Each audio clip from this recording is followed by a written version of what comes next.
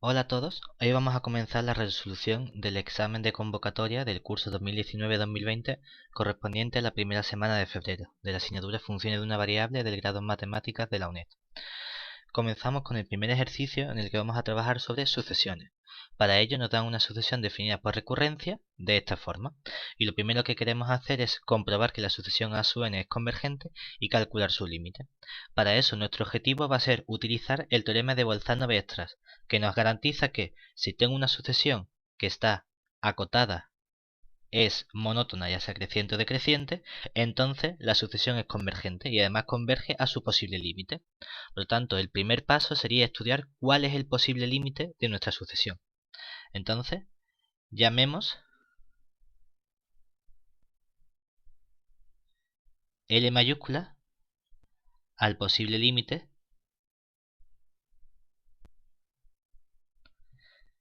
de la sucesión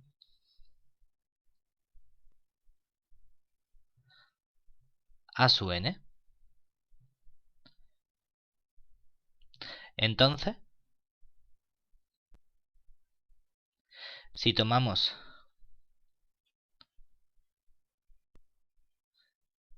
límite cuando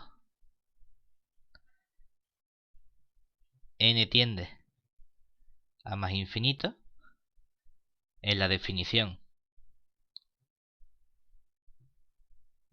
de a su n,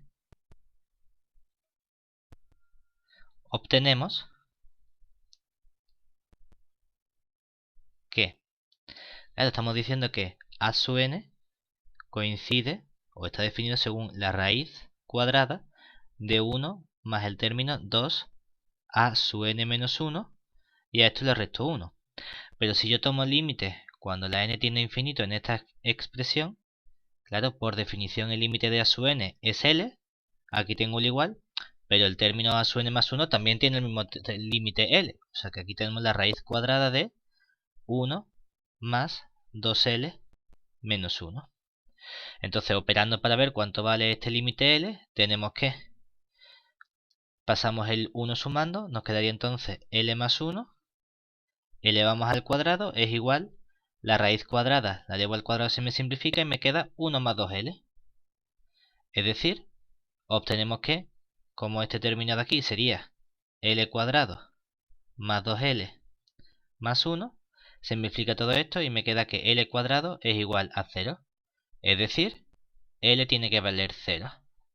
Entonces, aquí observamos que mi sucesión empieza en el término a su n, que es positivo, y el candidato al límite es L, que es menor que el primer término de la sucesión. Por lo tanto, lo que debería ocurrir es que mi sucesión empiece en el término a su n y vaya decreciendo hasta que alcanza el valor L igual a 0. ¿Eso qué significa? Que vamos a demostrar o vamos a estudiar si mi sucesión es decreciente y además si está acotada inferiormente. Porque si es decreciente, entonces vamos a estudiar que a su n, bueno, vamos a poner aquí mejor. Entonces, nos interesa ver que a su n sea decreciente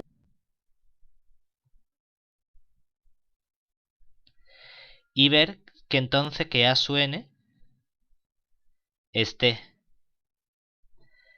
acotada inferiormente y el candidato a estar acotado inferiormente es por su límite L igual a 0. ¿Por qué me hace falta estudiar únicamente si está acotada inferiormente? Porque si es estrictamente decreciente, entonces también es que está acotada superiormente por el primer término, porque luego todos los términos van a ser más chicos que el primero. ¿De acuerdo? Entonces vamos a ver primero que a su n sea decreciente. Entonces, veamos que a su n es decreciente usando el principio de inducción.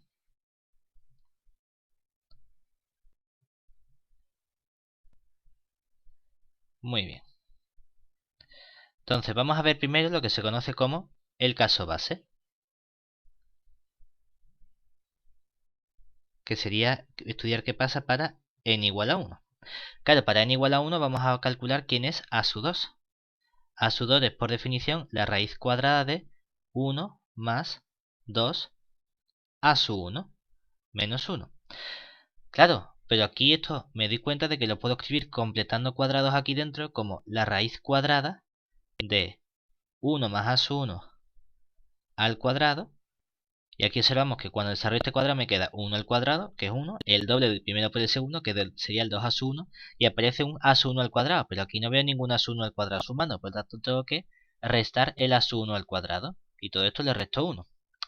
Pero claro, por hipótesis, tengo que el a sub 1 es positivo, por lo tanto, menos el a sub 1 es menor que 0. ¿Y eso qué significa?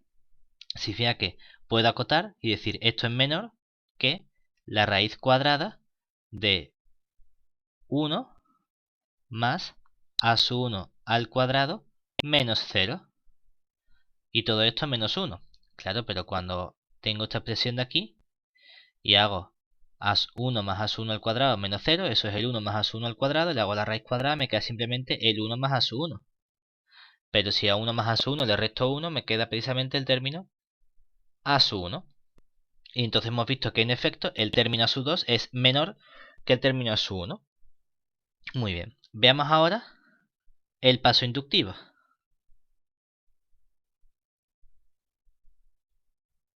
Es decir, partimos de que es cierto para K. Es decir, tenemos que A sub K más 1 es menor que A sub K. Claro, pero entonces, quien dice menor igual. Entonces, aquí que tendríamos, dice, bueno, pues si esto es cierto, también es verdad que yo puedo multiplicar toda esta ecuación por 2 y decir 2A sub K más 1 es menor que 2A sub K. Pero es que entonces también puedo sumarle 1 a toda la ecuación. Y me quedaría que 1 más 2A sub K más 1 es menor que 1 más 2A sub K. Pero además, como la raíz cuadrada es una función monótona, entonces puedo decir que esto también es cierto que la raíz cuadrada de 1 más 2A sub K más 1 sea menor que la raíz cuadrada de 1 más 2A sub K. Y aquí estamos usando que la función raíz cuadrada es una función monótona creciente, ¿vale? Pero claro, entonces también es verdad que puedo sumar, bueno, puedo restar 1 a cada lado de la igualdad, de la desigualdad, y entonces me quedaría la raíz cuadrada de 1 más 2A sub K más 1 menos 1 es menor que la raíz de 1 más 2 veces el A sub K menos 1. Pero claro, este precisamente es el término A sub K más 2. Y este es precisamente el término A sub K más 1. Es decir, hemos llegado a que en efecto, si A sub K más 1 es menor que K, entonces el término A sub K más 2 también es menor que el término A sub K más 1. Y entonces tenemos demostrado también el paso inductivo. Como tenemos el caso base y el paso inductivo, el principio de inducción nos dice que la sucesión es siempre decreciente. ¿Vale? Siguiente paso sería ver que en efecto está acotada inferiormente por 0. Entonces, para ver que A sub n está acotada inferiormente por L igual a 0, usamos también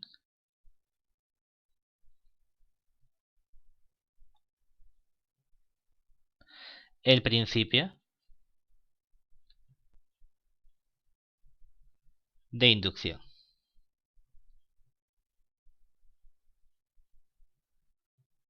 Entonces veamos primero qué pasa con el caso base. Claro, pero es que para el caso base me han dicho a su 1 y a su 1 es mayor que 0. Por definición. Por lo tanto ya hemos terminado. Bueno, pues vamos ahora al paso inductivo. Entonces, supuestos ciertos.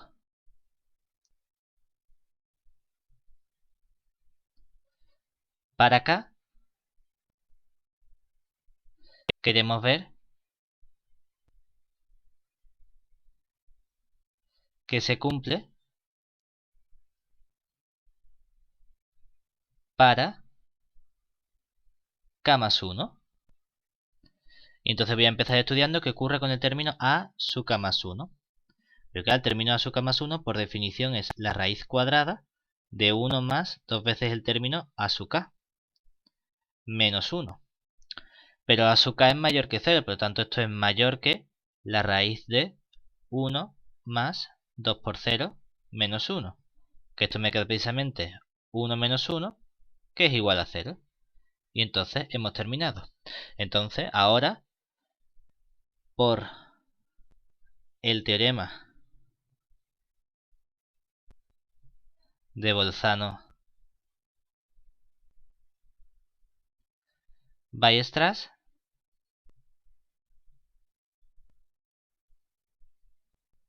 como a su n es una sucesión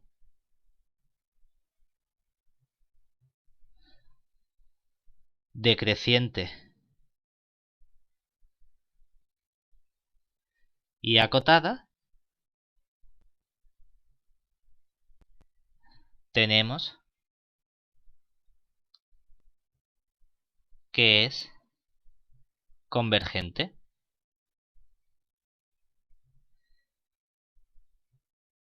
Además,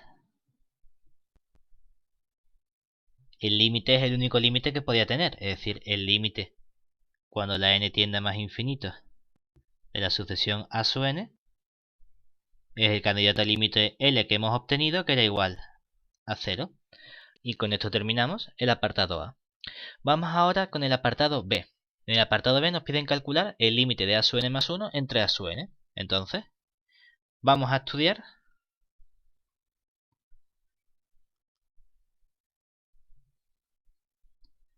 el límite pedido.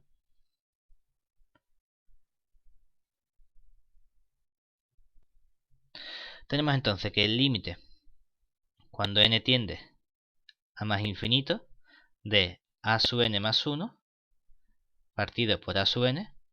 Claro, si yo digo, bueno, pues sería el límite de abajo entre el límite de arriba. Pero el problema es que entonces me quedaría 0 entre 0. Y 0 entre 0 es una indeterminación que nosotros no sabemos cuánto puede salir. Por lo tanto, para arreglar eso, lo que voy a hacer va a ser sustituir el a su n más 1 por su definición. Y entonces me queda el límite, cuando n tiende a más infinito, de la raíz de 1 más 2 a su n menos 1. Y todo eso dividido entre el término a su n. Como tengo una raíz cuadrada, vamos a usar el truco de multiplicar por lo que llamamos conjugado. Es decir, vamos a multiplicar arriba y abajo por la misma expresión, pero cambiando el signo negativo por un signo positivo en este caso. Entonces nos quedaría el límite cuando n tiende a más infinito de la raíz de 1 más 2 a su n menos 1. Lo multiplicamos por la raíz de 1 más 2 a su n más 1. Y todo eso lo divido. Estaba el término a su n. Y como multiplicado arriba por la raíz, también multiplico abajo por la raíz de 1 más 2 a su n más 1. ¿Con esto qué consigo? Con esto consigo que esto de aquí es una identidad notable, la que tengo suma por diferencia de los elementos. Por lo tanto me queda la diferencia de los cuadrados. Es decir, voy a tener el cuadrado de la raíz cuadrada, que se va a convertir simplemente en 1 más 2 a su n. Y a eso le voy a restar el cuadrado del segundo término, que sería 1 al cuadrado, que me queda un 1. Dividimos ahora entre el a su n por la raíz de 1 más 2 a su n, y todo eso más 1. Claro, con esto que consigo, que este 1 que tengo aquí se me simplifica con este menos 1 que está restando. Y entonces me queda 2 por a su n. Pero si tengo 2 por a su n, el a su n se me simplifica con el a su n que tengo abajo. Y entonces esto se convierte en el límite cuando n tiende a más infinito de 2 entre la raíz cuadrada de 1 más 2 a su n más 1. Pero ahora ya puedo sustituir y decir, bueno, es que el límite de a su n era 0 y ahora abajo no tengo una indeterminación, no tengo ningún problema. Por lo tanto, arriba me va a quedar el valor 2, abajo me queda la raíz de 1 más 2 por 0 y a todo eso le sumo 1. 2 por 0 sería 0, le sumo 1, 1, la raíz de 1 es 1, 1 más 1 es 2 y en total me queda 2 entre 2 que sería 1. Y con esto terminamos el ejercicio 1. Vamos ahora con el segundo ejercicio del examen. En este ejercicio nos dan un subconjunto de R, que no tiene por qué ser un intervalo, y me piden definir un punto adherente del conjunto A y un punto de acumulación del conjunto A. ¿De acuerdo? Muy bien. Entonces, dado un punto X perteneciente a R, no tiene por qué ser del conjunto A, decimos que X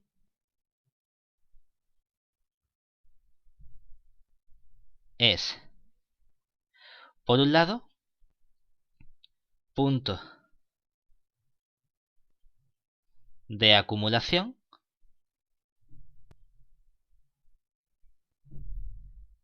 y solemos escribir entonces que X pertenece al conjunto AC de A.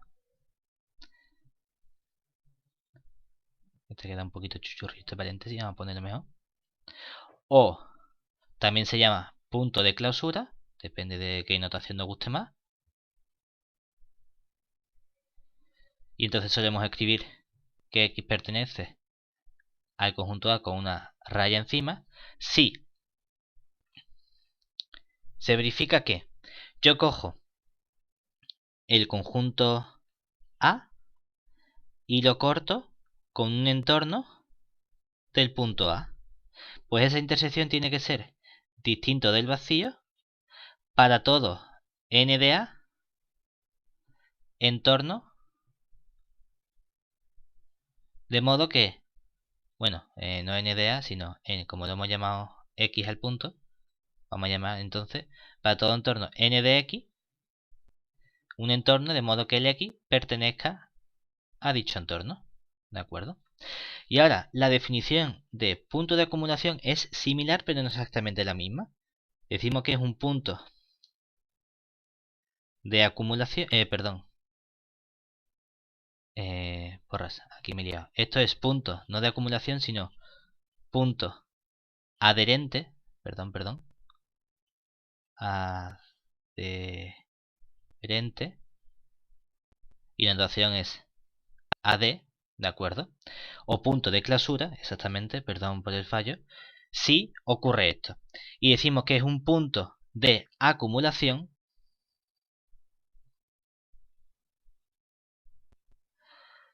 y solemos escribir que X pertenece a AC de A o que X pertenece a lo que se conoce como el conjunto derivado A', si ocurre que A intersección con el entorno reducido del punto X es distinto del vacío para todo entorno n de X que contenga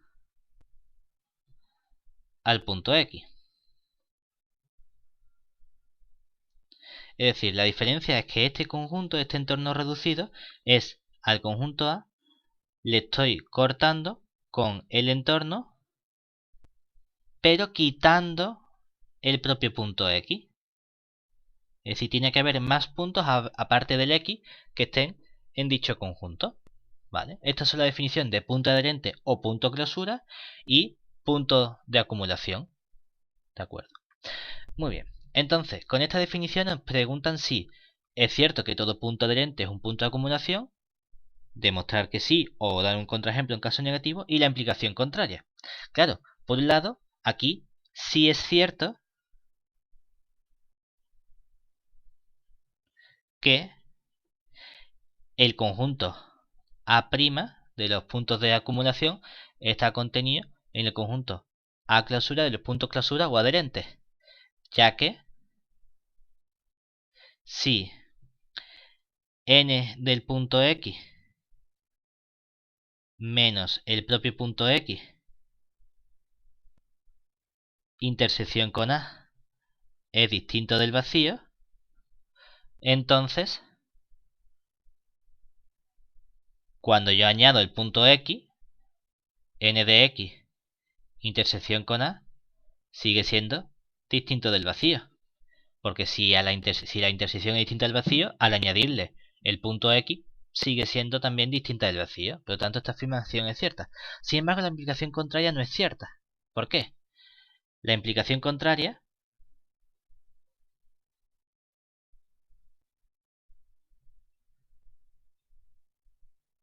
es falsa.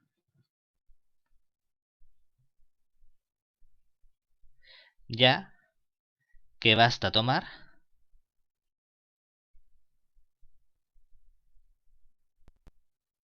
el conjunto A formado únicamente por un punto X. Claro, entonces,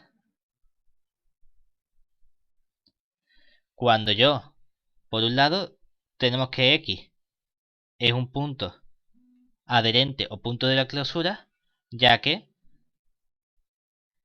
al coger cualquier entorno A intersección con n de X, esto me va a dar únicamente el punto X, que es igual a algo distinto del vacío.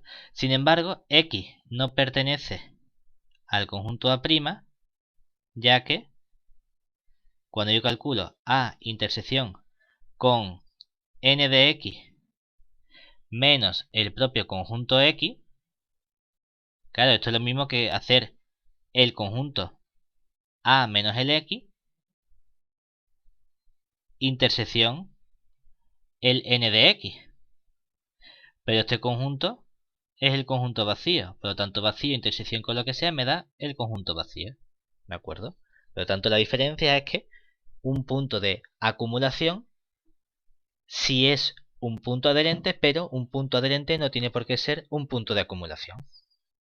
Muy bien, vamos con el siguiente ejercicio, en el cual vamos a estudiar existencia de límite. Para ello me dan este límite y queremos ver si existe un valor c perteneciente a R, de modo que este límite coincida con el valor 4.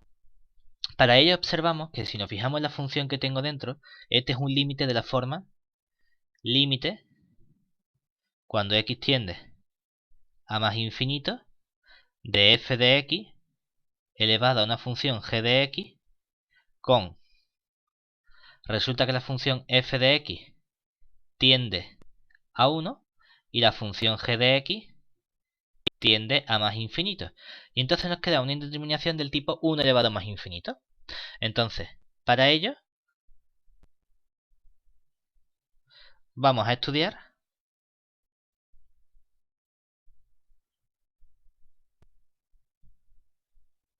el límite siguiente.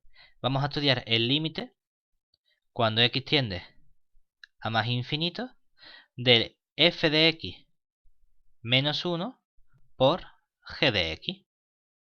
Claro, ¿qué nos queda este límite? Este límite nos daría el límite cuando x tiende a más infinito de x más c partido x menos c, le resto 1 y todo eso lo multiplico por x.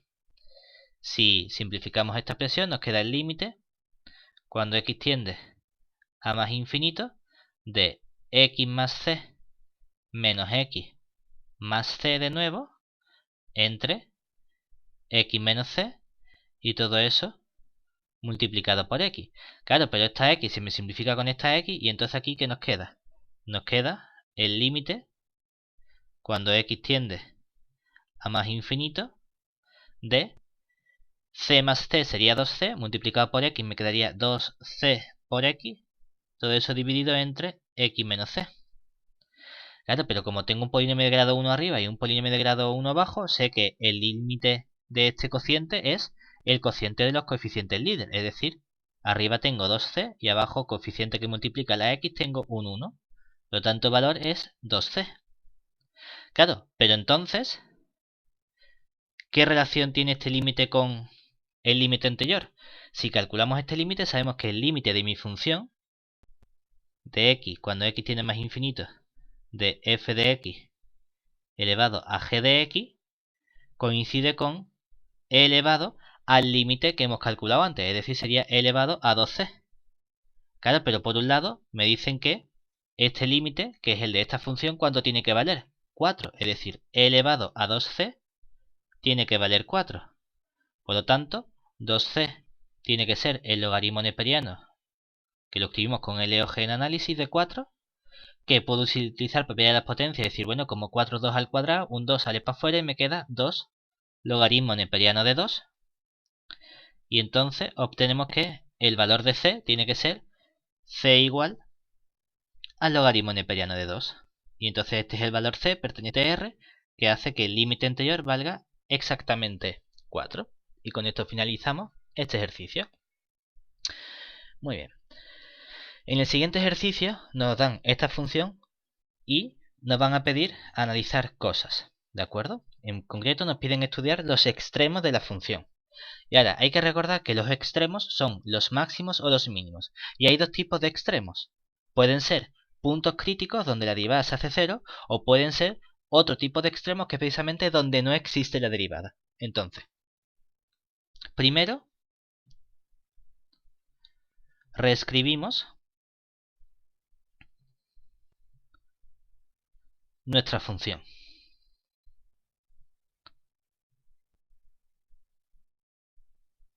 Que es una función f que nos dicen que van del intervalo cerrado menos 1, 5 en a priori r. Y entonces teníamos que f de x, que es la función 3 menos valor absoluto de x menos 3. Claro, el valor absoluto es una función a trozos, que vale, tengo 3 menos, y el valor absoluto de x menos 3 será x menos 3 si lo que hay dentro, que sería el x menos 3, es mayor o igual que 0. Y valdrá 3 menos el valor absoluto sea lo contrario, es decir, menos x menos 3 si lo que hay dentro, que es el x menos 3, es menos o estricto que 0. Claro, pero esto nos queda precisamente la función. Por aquí me queda menos con menos sería más. 3 más 3 sería 6 menos x. Si x menos 3 mayor que 0, lo mismo que decir que la x es mayor o igual que 3. Y por otro lado tendrá menos con menos más, me quedará x, menos con menos con menos, menos 3, 3 menos 3, 0. Es decir, será simplemente x si la x es menor que 3. Entonces, podemos representar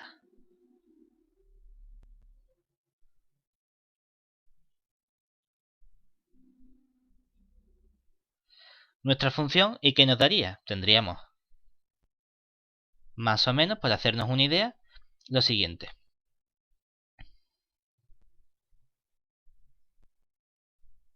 Aquí la x, aquí la y.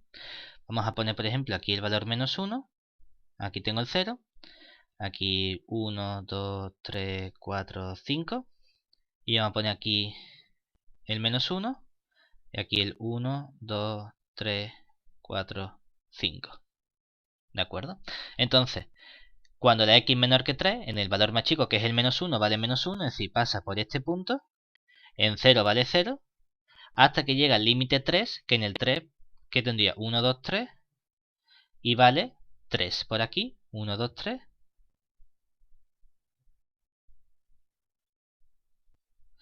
Y luego empieza a valer 6 menos x. Entonces tendríamos que le voy restando hasta que el valor más grande, que es 5, que vendría 6 menos 5, que me daría precisamente el valor 1.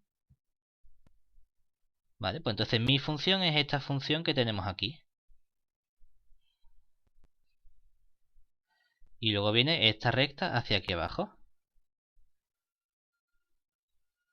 Muy bien, pues esto sería f de x igual a el valor 3 menos el valor absoluto de x menos 3. Claro, entonces intuitivamente parece que el punto x igual a menos 1 es un mínimo, el punto x igual a 3 es un máximo y el punto x igual a 5 es otro mínimo. Vale, pues vamos a estudiar eso. Entonces, recordemos que los extremos relativos, como hemos dicho, pueden ser de dos tipos.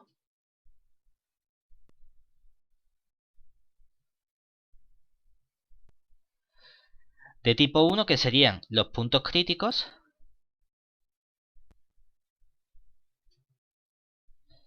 que sería donde existe la derivada y además la derivada f' vale 0. Y otro tipo de punto que es simplemente donde no existe la derivada f' de x. Claro, en nuestro caso, el punto x igual a menos 1 y el punto x igual a 5 caen automáticamente dentro de esta segunda categoría de puntos. ¿Por qué? Porque por la izquierda y por la derecha la función se me corta, entonces no puedo estudiar la derivabilidad. Por lo tanto, seguro que aquí están x igual a menos 1 y x igual a 5. Bueno, pero podemos preguntarnos si hay puntos en los que f' de x sea igual a 0. Claro, pero como esto es una función a trozos, queremos estudiar la derivabilidad de los puntos. Y para ello vamos a estudiar qué ocurre con nuestra función a trozos. Entonces, claramente, f de x es continua para todo x perteneciente al intervalo menos 1, 5. Y derivable en el intervalo menos 1, 3 abierto, unión 3, 5 abierto. ¿Por qué? Porque como es una función en trozos, cada uno de esos trozos, que sería la función 6 menos x y x, es una función derivable en el abierto correspondiente. En el menos 1 y en el 5 sabemos que no va a existir f' porque hemos cortado la función. Pero podríamos preguntarnos si el punto x igual a 3 la función es derivable. Entonces, veamos si f de x es derivable en x igual a 3 usando la definición.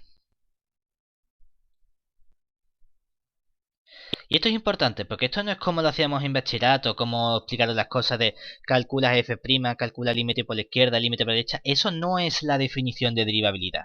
Eso es estudiar si la derivada es continua. Son cosas muy distintas y se cometen muchos errores con eso. La definición de derivada nos dice que tenemos que ver si existe f' de 3. ¿Pero quién es f' de 3? Ah, f' de 3 por definición es el límite cuando x tiende al punto 3 de la función f de x menos f de 3 entre x menos 3. Y decimos, bueno, ¿cuánto vale f de 3? Si nos vamos a nuestra definición, la igualdad la hemos puesto en la parte de arriba. Entonces, f de 3 sería 6 menos 3, que sería 3. Por lo tanto, aquí me queda el límite cuando x tiende a 3 de f de x menos 3 entre x menos 3. Pero ¿qué pasa? Que f de x vale una cosa distinta en función de si estoy a la izquierda o a la derecha del 3. Entonces, separamos el límite. Pero porque la función f de x es una función que está definida a trozos. Entonces voy a estudiar primero cuánto vale el límite cuando x tiende a 3 por la derecha de f de x menos 3 partido x menos 3. Claro que esto me quedaría el límite cuando x tiende a 3 por la derecha y a la derecha del 3 f de x está definida como 6 menos x. Pues a 6 menos x le resto 3 y lo divido entre x menos 3. Claro, pero esto me queda el límite cuando x tiende a 3 por la derecha de 6 menos 3 sería 3 y menos x pues me queda menos x y abajo me queda x menos 3. Entonces esto me queda precisamente menos 1, ¿vale? Sin embargo, ¿qué pasa cuando calculo el límite cuando x tiende a 3 por la izquierda de f de x menos 3 entre x menos 3? Que por la izquierda la función f de x, ¿cómo estaba definida? Estaba definida precisamente como la función x menos 3 entre x menos 3. Como f de x era x, al hacer x menos 3 entre x menos 3, esto vale 1 y entonces el límite de 1 es 1. Pero tenemos que los límites laterales no coinciden. Pues si los límites laterales no coinciden, significa que este límite no puede existir. Es decir, entonces, la función f de x no es derivable en x igual a 3 porque no existe f' de 3, que es el límite cuando x tiende a 3 de f de x menos f de 3 entre x menos 3. Esto es la definición que tengo que usar. ¿Eso qué me está diciendo? Me está diciendo que entonces los tres candidatos a extremo, es decir, a máximo o mínimo, que son x igual a menos 1, x igual a 3 y x igual a 5, no son puntos críticos. No pasa nada, pero es que hay dos tipos de extremos relativos. Cuando la f' es 0 o cuando no existe la derivada. Claro, cuando no existe la derivada, no puedo usar el hecho de que la derivada segunda sea, porque si no existe f', no existe f segunda. ¿Cómo determinamos si se trata de un máximo o de un mínimo? Para ello lo que vamos a analizar es el signo de la derivada cerca de dichos puntos. Entonces, vamos a estudiar qué ocurría con nuestra función derivada. Entonces, teníamos aquí que vamos a escribir cuánto vale la función f' de x. Claro, por un lado hemos visto que f de x es 6 menos x. Entonces, cuando derivo este trozo, la derivada me queda precisamente la función menos 1. Pero esto es únicamente válido si 3 es mayor, la x mayor estricto que 3 y menor estricto que 5. Y por otro lado vale 1 si menos 1 es menor que x, menor estricto que 3. Y en los puntos x igual a menos 1, x igual a 3 y x igual a 5 no existe la derivada. ¿Vale? Entonces, por lo tanto, podemos analizar el signo de la derivada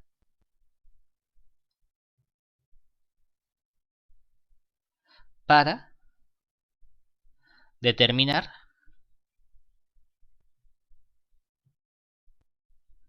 el carácter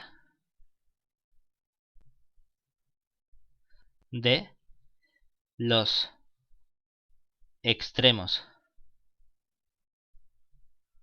bueno, realmente posibles, x igual a menos 1, x igual a 3 y x igual a 5. Entonces normalmente podemos hacernos una especie de dibujito simplemente. Representamos en la recta real y decimos, bueno, pues voy a dibujar aquí el valor x igual a menos 1, aquí el valor x igual a 3 y aquí el valor x igual a 5. Aquí vamos a dibujar la función discontinua simplemente. Esto es únicamente para visualmente hacernos una idea. No tenemos por qué poner esta recta discontinua ni nada. Simplemente para que lo veamos nosotros mejor. Claro, entre menos 1 y 3, ¿cómo es la derivada? f' de x es positiva. ¿Eso qué significa? Que la función en este intervalo es una función creciente. ¿Eso qué me está diciendo? Me está diciendo automáticamente que entonces, ¿qué pasa con el punto x igual a menos 1? Que cerca, en un entorno de ese punto, por la derecha, ¿qué ocurre? Que aquí tengo lo que vale en x igual a menos 1 y luego la función es siempre más grande. Por lo tanto, hay un mínimo. Cuando la x está entre 3 y 5, resulta que la derivada f' vale menos 1, que es negativa. Por lo tanto, la función es decreciente. ¿Y eso qué me dice? Aunque yo no puedo calcular cuánto vale f', si veo que a la izquierda de f' de 3 la derivada es positiva y a la derecha la derivada es negativa. Por lo tanto, si sube y baja, es que en ese punto tiene que haber un máximo de nuestra función. Y por último, para el punto x igual a 5, realizamos el mismo razonamiento y decimos, bueno, por la derecha no puedo comparar, pero por la izquierda veo que la función siempre está por encima de lo que vale en el punto x igual a 5. Y por lo tanto, aquí tenemos también otro mínimo de la función. Por lo tanto, mi función, que es una función definida a trozos, tiene tres extremos, que son mínimo, máximo y mínimo, y no son ninguno de ellos punto crítico. No pasa nada. Para analizar si eran mínimo, máximo o lo que sea, estudiamos el signo de la derivada. Muy bien. Vamos ahora con el último ejercicio, en el cual nos piden estudiar la convergencia absoluta y condicional de esta serie. Entonces, normalmente estudiamos por separado primero la convergencia condicional y la convergencia absoluta posterior. ¿Por qué? Puede ocurrir que Si converge condicionalmente, no converge absolutamente. Sin embargo, en este caso, resulta que por cómo tenemos la expresión con tantos factoriales y potencias, vamos a obtener convergencia absoluta. En particular, si tenemos convergencia absoluta, también tenemos la convergencia condicional. Por lo tanto, vamos a estudiar primero ello. Y entonces aquí lo que vamos a usar va a ser el criterio del cociente. Normalmente, cuando tengamos cocientes o factoriales, nos interesa utilizar el criterio del cociente porque nos va a simplificar mucho las cuentas que tenemos que hacer. Entonces, estudiamos la convergencia absoluta de la serie anterior usando el criterio del cociente. Y para ello calculamos cuánto vale el módulo o el valor absoluto del término a sub n más 1 partido por a sub n. Claro, ¿qué nos va a quedar? Nos va a quedar, por un lado, como el valor absoluto ya se eliminan los menos 1 elevado a lo que sea, porque eso va a ser siempre 1, y luego aquí me va a quedar, por un lado, el n más 1 elevado a n más 1 partido el 3 elevado a n más 1 por el n más 1 factorial, esto sería el término a sub n más 1, dividido entre el n elevado a n por, ahora dividido entre 3 elevado a n por el n factorial.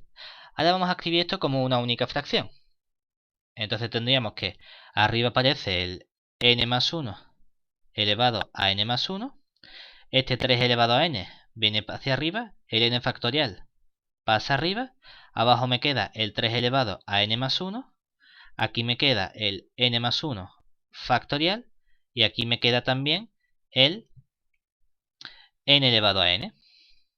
Muy bien, entonces vamos a intentar simplificar esta expresión. Por un lado veo que el n más 1 elevado a n más 1 lo puedo escribir como n más 1 elevado a n por el término n más 1. El 3 elevado a n lo dejo como 3 elevado a n y el n factorial lo dejo como n factorial. Pero ahora me fijo abajo en que el 3 elevado a n más 1 lo puedo escribir como 3 elevado a n por 3.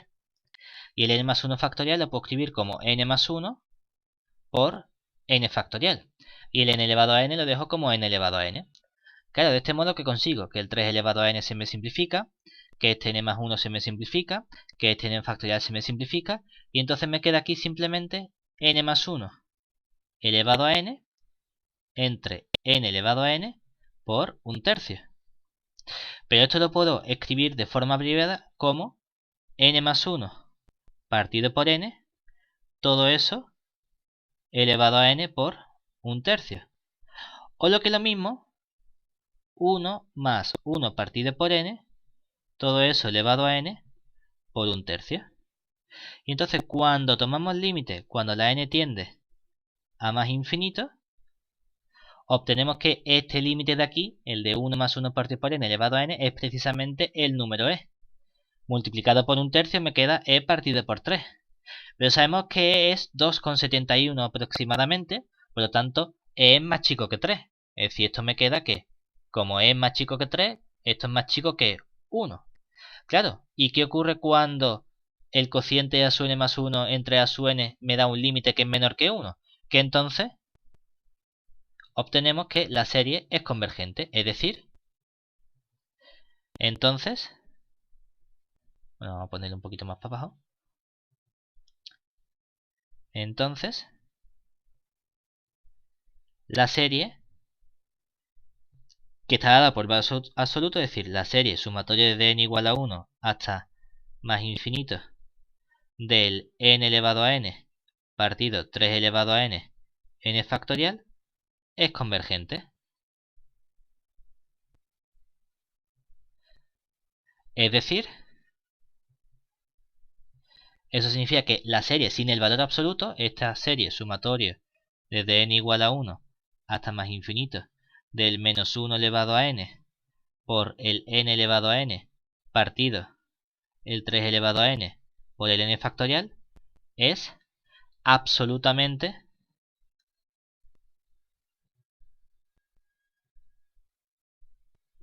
convergente. Y por tanto,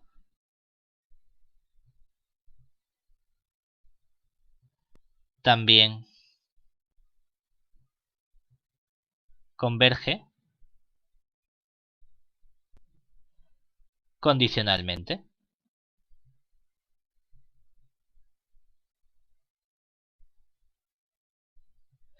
Y con esto finalizamos la resolución del examen.